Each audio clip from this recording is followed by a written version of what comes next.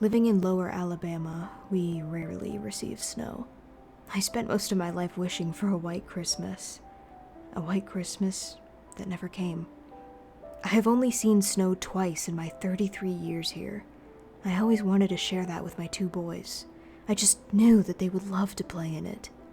Now, I find myself staring out my window at the mounds of that icy precipitation surrounding my home, regretting every wish I had ever made for a snow-covered Christmas. When I think about it, it really started in summer. Our summers are always hot and extremely humid, but that year, it was even more unbearable. We steadily saw temperatures of well over 100 degrees, and everyone I knew begged for relief. The heat wave lasted all the way until the week before Halloween. Then, suddenly, a massive hurricane spawned in the Gulf of Mexico. The weather forecaster for our local news frequently referred to it as a monster. Looking back, I would believe it was more of a demon that brought hell with it, but a much different one than I had read about in the Bible. The storm passed, leaving devastation for miles around. It had affected every state within the southeast, but Florida most of all. Help was sent from various utility companies, government aid agencies, and even regular citizens to help with the relief. And when I say various, I mean from every state in our region. It was amazing to see the effort put forth to help the people that had lost everything. I am sure a lot of us thought that was the worst it could get. I wish that had been true. But that was when the rain started. As November came, we felt the first droplets in our tiny town. It was an odd occurrence, but not odd enough to raise any eyebrows. I mean, how bad could a couple of days of rain be, right? The problem came when the days turned into weeks and low-lying areas became flooded. Homes and towns nearby were washed away in a matter of hours once the levees broke. My wife Susan constantly thanked God that our house was nestled on a high elevation among the trees. I found myself thinking the same thing, but God had nothing to do with what happened. No God I could ever believe in anyway. The week of Thanksgiving, the rain finally subsided, and I'm sure that was something everyone could say they were thankful for. The problem was, what remained was the cold. That in itself was not strange, but the severity of it was. We saw temperatures close to freezing for the following week, and that was something we rarely saw until late January or early February. My oldest son, Jacob, began singing that silly song by Bing Crosby. My wife beamed at the thought of them seeing snow on Christmas Day. The foolish child in me felt the same. "The boys will finally get to see snow, Paul," Susan squealed. "I know. I can't wait to see Tommy waddling in it," I responded. Those words ring in my head even now. I have to fight back the tears when I think of just how stupid I had been. We were so preoccupied with setting up decorations and buying presents that we were oblivious to what was happening all around us. The snow actually started falling in the first week of December. It was up several inches within the first day. It was amazing to see at first, but when it kept coming, some people became worried. If you have never been in the South when it snows, you probably would not understand. You see, we are not prepared for that kind of weather. Everything shuts down. People stay home and rarely go out driving.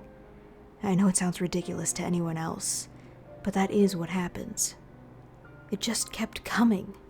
My wife and I had let the boys play in the fresh powder originally, but when it had gotten so high that I could barely walk in it freely, we decided it was best to keep them indoors. Hardware stores had started bringing in snow shovels to help clear paths, something that you rarely found in our town. I bought one of the last ones on the shelf, as people scrambled to manage the icy foreign invader. The situation seemed to become worse, as small flurries became near blizzards. My wife stayed glued to the news and weather broadcasts. It appeared that northern states had almost been buried in the frigid powder. The president had actually issued a state of emergency, urging people in the northern portion to evacuate south. That was when I finally started to be concerned. These people had been told to come south, but our situation was hardly any better. The weatherman stopped trying to be accurate. His predictions of an end to the madness never came. The temperatures continued to drop, and it was not long before we saw them go from 0 to negative digits. It was unheard of in my state for it to be that cold, and people were getting afraid. Plumbing fixtures began to burst from frozen pipes, and people were left without water until they could thaw. Our world became a freezer in a few weeks, and none of us were prepared for it. My family found themselves wearing our thickest clothing, even inside. It felt like no matter how high I set the thermostat, it was not enough. We should have left then. By Christmas, we had no power, and utility companies had stopped trying to traverse the harsh conditions to repair down lines. Local officials had abandoned emergency protocols to save themselves. We began hearing rumors of our neighbors attempting to head further south into Florida. Susan suggested the same, but I reminded her of the destruction still left from the hurricane. I was afraid that we would be worse off without shelter. So I made the decision to hunker down in our home. I cleared a path to the fireplace that had only been used for decoration and set to the task of getting a fire going. If it was not such a dire situation, my wife would have found amusement in me attempting something like that.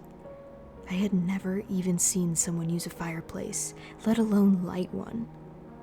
After several attempts, we were able to burn what little wood that was readily available near our home.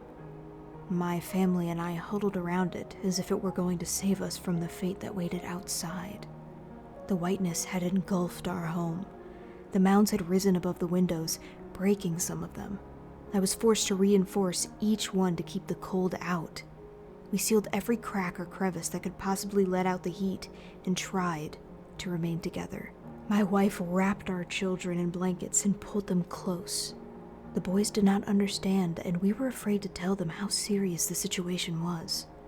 The fear that rested on my wife's face was enough to keep me from ruining what could be our last Christmas.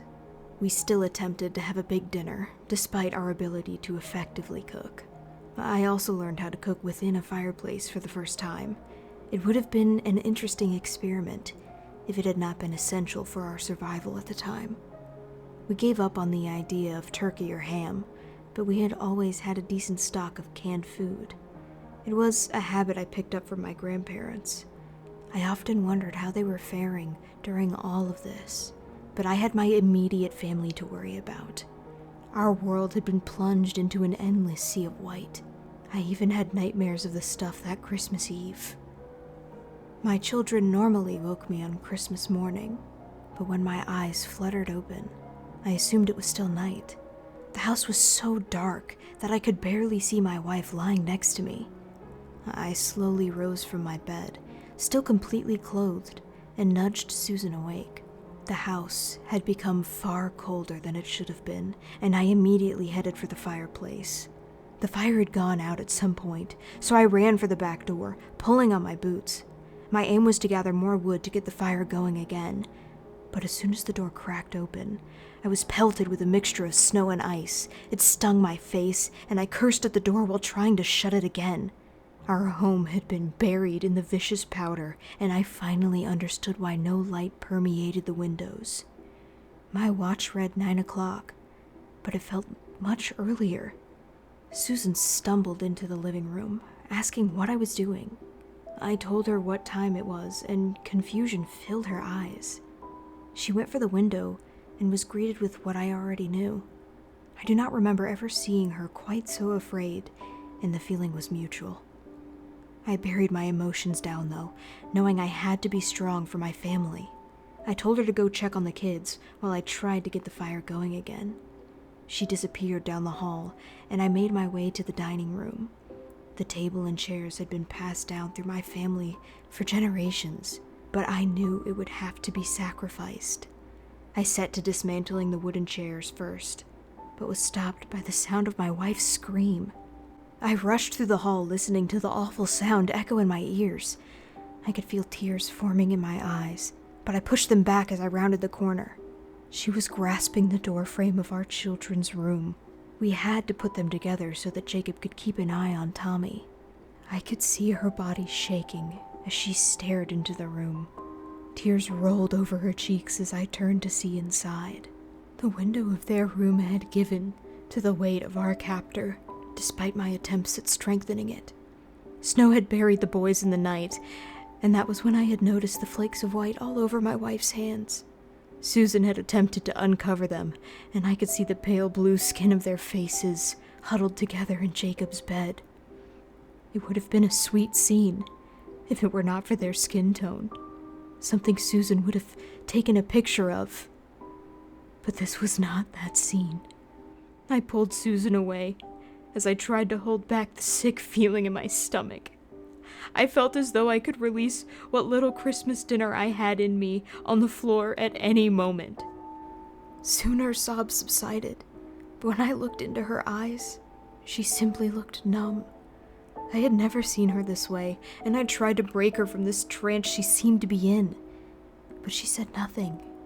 Her eyes would not even turn my direction when I spoke.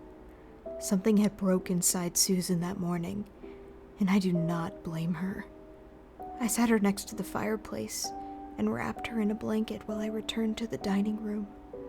The polished wood did not want to burn, but I was determined to give us warmth, so I did not stop until we had fire. I made it a point to ask Susan to stay by the fire while I returned to the boys' room. I could not leave them that way, but when I reached the door, I found myself pausing just outside.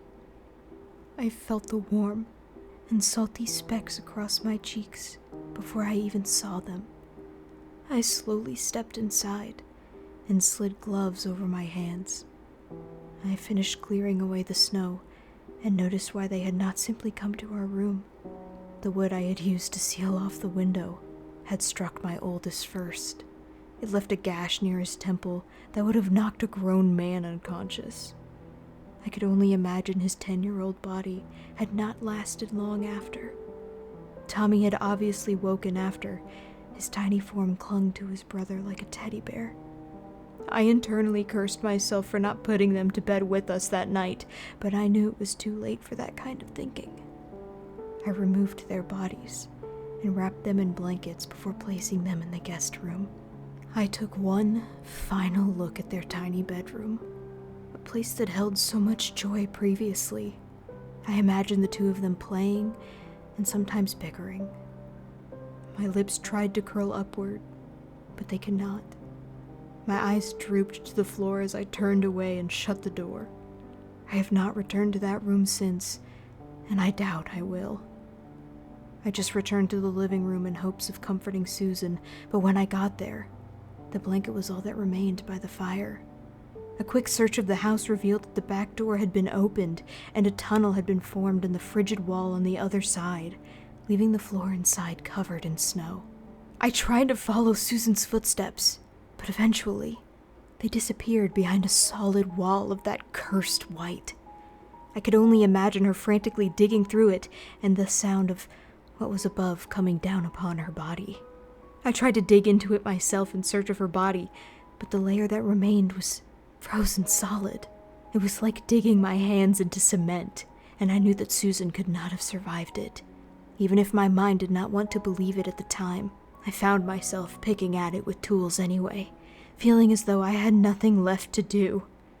I do not know how much I cried while working at that pointless task, but I do know it started to freeze my cheeks. I did not stop until my arms could not lift again, and that is when I sat among the snow and stared at what my world had become. I lost track of how long I sat there, or when I decided to come back to the fire. I do remember when I started burning the Christmas gifts, and how hard a choice that had been.